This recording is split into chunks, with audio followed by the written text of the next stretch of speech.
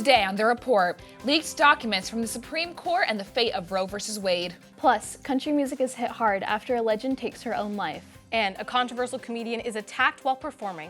All this and more. The Report starts now.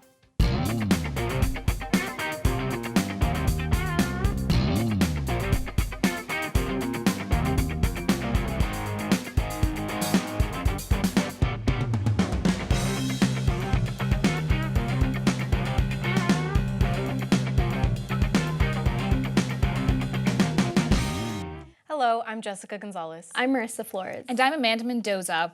Follow us on Twitter at The Report CSUF or on our Titan TV Instagram at Titan TV CSUF to keep in touch with us and view our new content. It is the, quote, egregious attempts to overturn abortion rights, end quote, that have made political headlines this past week. The leak of the draft opinion states the overturn of the Roe v. Wade efforts to this point threatens women's rights and can have a snowball effect on how LGBTQ rights have been handled in the past. The evisceration of Roe v. Wade and what this case has done for all the women of America has already sprung protest after protest from both red and blue sides. It is a conflict as old as time, pro-life versus pro-choice. It is still not a debate on the visceral yet vital human rights. The Biden administration, along with Vice President Kamala Harris, have addressed this draft decision far before it was leaked. Harris stating that through this issue, we should, quote, fight for women and for our country with everything we have, end quote.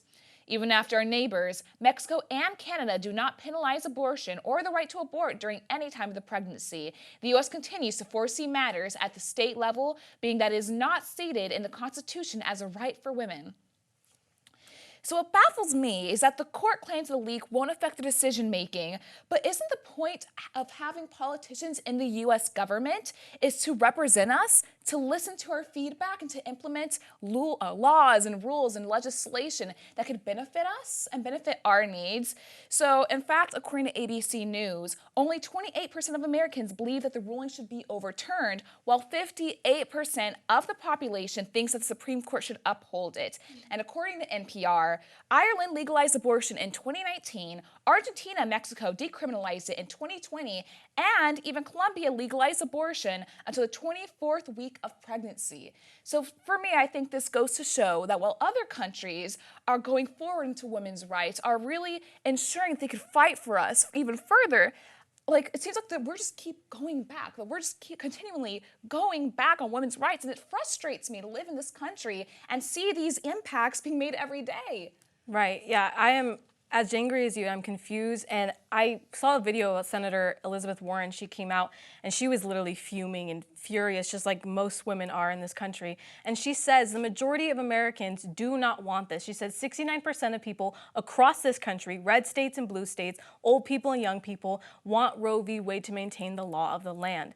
And another thing she pointed out is that the extremist point of view is what's being shown into the light. Like, everyone's saying, like in the video, there's a man yelling at Warren saying that we don't want to dismember babies. And it's like, that's not the point of this. That's something so extreme. No one's doing that. No one's thinking that way. Yeah, absolutely. I agree. For me, I don't think this situation or this is another discussion of right versus left or liberal versus conservative. For me, this is a matter of human rights, and it's a matter of being empathetic, because you never know if you were put in the position to receive an abortion yourself, what choices you would have to make and what that would mean for you. I think if this decision goes through, if this opinion passes, and if this is put into effect, half of the women in this country who live in dangerous jurisdictions won't have the medical access they may need if they're, God forbid, in a dangerous situation during their pregnancy. It almost seems like a signal flare from someone, whoever leaked it, because whether they're in support or opposition from it, I think they knew how big of a decision this is by the court, and they wanted the people and the world to see it and know about it. So that means the only questions I have left is, will this leak investigation affect the outcome of this opinion? And will Roe v. Wade therefore be overturned? Also, if this draft goes into effect taking away women's rights, what other right-guaranteeing precedents are our justices going to take away next? Because we already covered Florida's Don't Say Gay bill. So it seems like how you said, one after another, we're taking constant steps backwards. And it's just like, when is it going to stop, especially with this leadership? But what I do know for sure is if this opinion goes into effect, the court has to know that this isn't going to stop abortions from happening. It's going to stop them from happening safely. That's what's going to happen. So, and if they do know that, I think it's very sad times we're living in if they are aware of that and they know they're taking away these medical accesses that pregnant women need, that women in general need. So I think these are dangerous times that we're living in where our women and our citizens are beginning not to trust their own government. While protests over the Supreme Court continue in America, protests continue in Ukraine as Putin remains relentless. Russia has no plans to stop, it seems, as it remains at war with Ukraine. Officials say that Putin will, quote, declare war as soon as May 9th, end quote. The operation will undergo said full force and invasion efforts. This could mean a whole new definition under Russian power. May 9th faces the irony as the official victory day, or otherwise known as the commemoration of the Soviet Union's victory over Nazi Germany in 1945, where more than 8 million Soviet soldiers died. The use of May 9th as a significant day for said declaration could bolster more support for the war. More support for Putin's war could mean that Putin could mobilize Russia's reserve forces.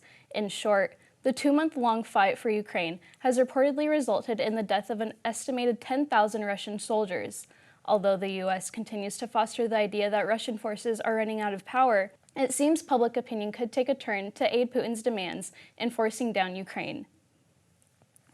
So ladies, we've been talking about Russia-Ukraine since the beginning of the semester, it seems like. And for me, it seems like we've heard Putin lie time and time again, claiming this is all a military operation against Nazism, which to me seems ironic considering Ukraine's president is a Jewish president, President Zelensky.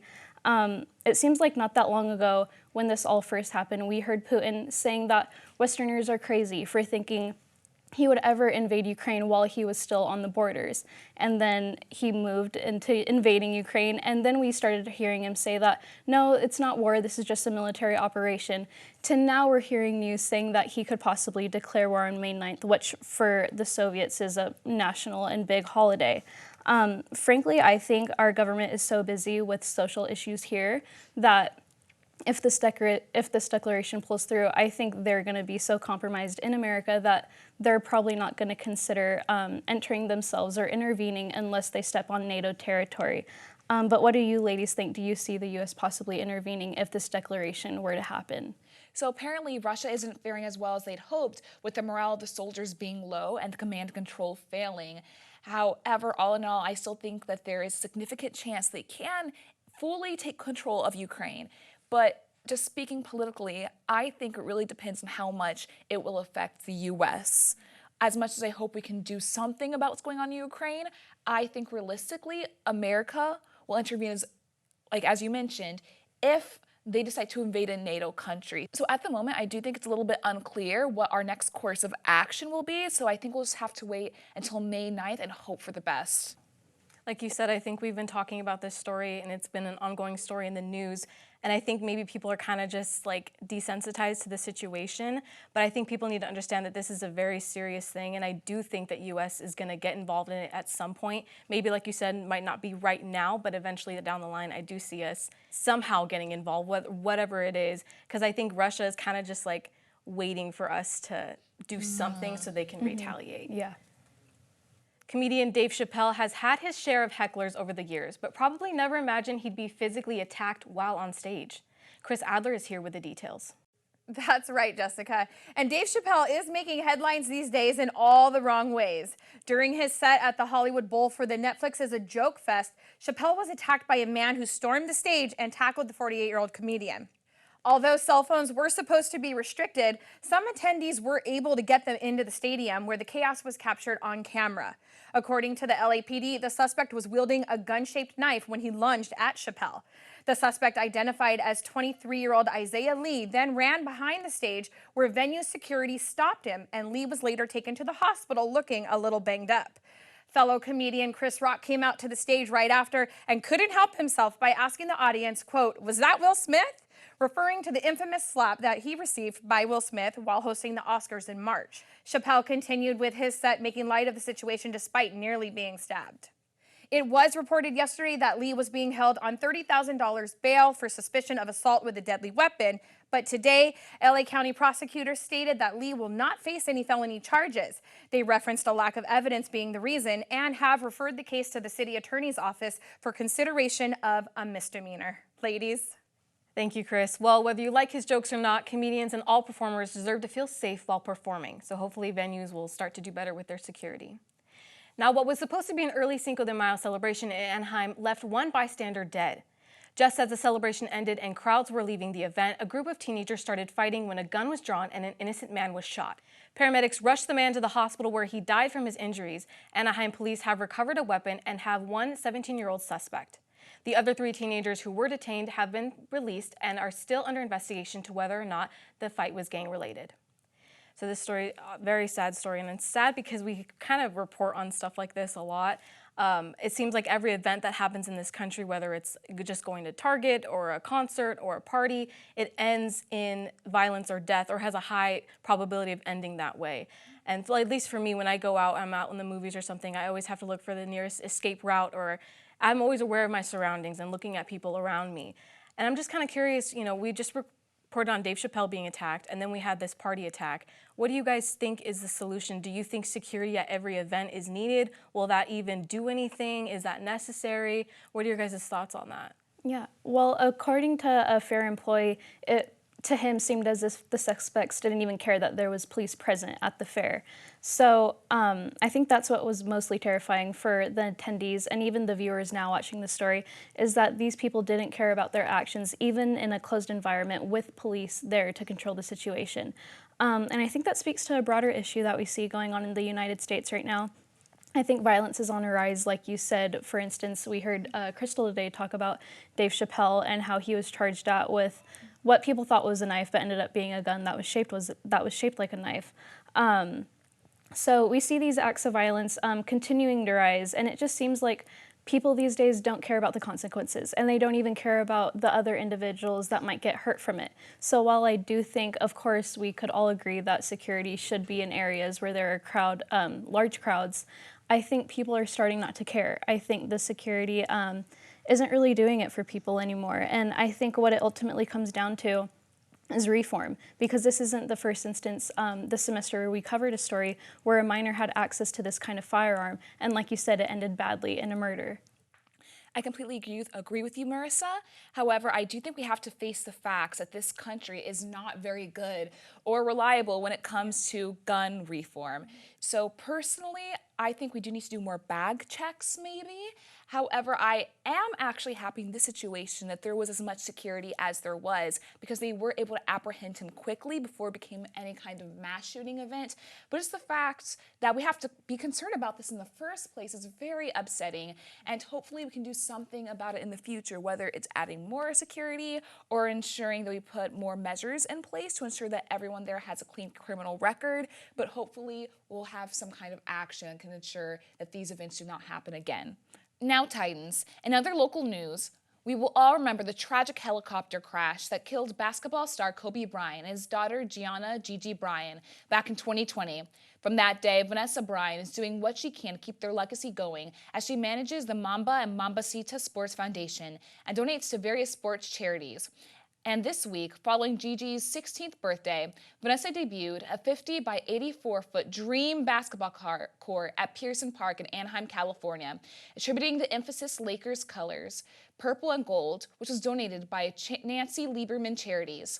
What makes the court even more special is the huge butterfly sculpture portraying the faces of Kobe and Gigi, which are going to be seen by the kids from the YMCA and locals. The Bryants had a very special connection to Anaheim, as Vanessa spent her youth cheerleading in that exact location.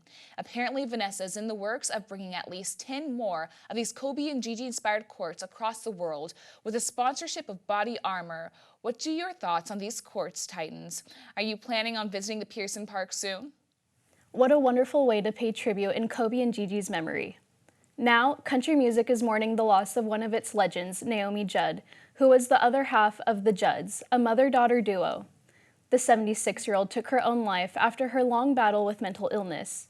During her career, Naomi had been pretty vocal about mental health and even touched upon her personal experience with suicidal depression in her book, River of Time, My Descent into Depression and How I Emerged with Hope. Naomi's daughters, Ashley and Winona Judd, broke their silence about their mother's death in an emotional Instagram post stating, quote, "Today we sisters experience a tragedy. We lost our beautiful mother to the disease of mental illness. We are shattered. We are navigating profound grief and know that as we loved her, she was loved by her public. We are in unknown territory," end quote. As of now, their family asks for the public's privacy during these devastating times. And let's remember that May is Mental Health Awareness Month, so let's come together to enlighten this illness, and if you or someone you know needs help, please do not hesitate to ask for help or visit mentalhealth.gov for more information. Such sad news tonight, ladies. As we know and covered throughout the semester, we covered a few other mental health instances that we've seen, and pretty badly, especially for people in the limelight, for instance, like Miss Judd. We all know it's something you can't ignore, and even with her long, successful career and being adored by so many, it just goes to show you that these kind of issues touch on everyone alike, no matter who it is. We even see celebrities we adore and idolize go through these human emotions that we often think they never have to experience. Luckily, the stigma around mental health is starting to break down, so that's allowing for more empathy amongst each other. And like I said, with May being Mental Health Awareness Month, hopefully we can see more of that empathy go around. Exactly. People assume just because someone's famous that they have everything. Like, that doesn't mean that they don't suffer from mental health issues. And so some celebrities have actually spoken out about this. So for example, Selena Gomez talked about her bipolar disorder in April of 2020, and Katy Perry and Lizzo spoke about their depression. And please remember that you are not alone, and take care of yourself if you're ever experiencing any emotional issues or any problems. Like, remember that there are people who love you out there. Yeah. Right, yeah, like you said, I think we idolize these people a little too much. We have them to such high standards when they're all human. We all go through the same thing, all the same situations. And I think it's sad. I think it's sad that our society has built up like this level of fame where like it shortens their lives almost. You see all time and time again where these people are dying at such a young age and they're dealing with this depression, anxiety, bipolar disorder, whatever it is. So I kind of hope we get closer to making everyone like equal, really. They're just people. Appreciate their work and appreciate their art, but at the end of the day, they're just people. Yeah, absolutely. Certainly a lot of heavy news this week, so thank you all for tuning in and sharing the discussion with us. And please stay tuned for more news, views, and updates. I'm Marisa Flores. I'm Jessica Gonzalez. And I'm Amanda Mendoza. As always, Titans, keep your tusk up and your heads held high. Until next time.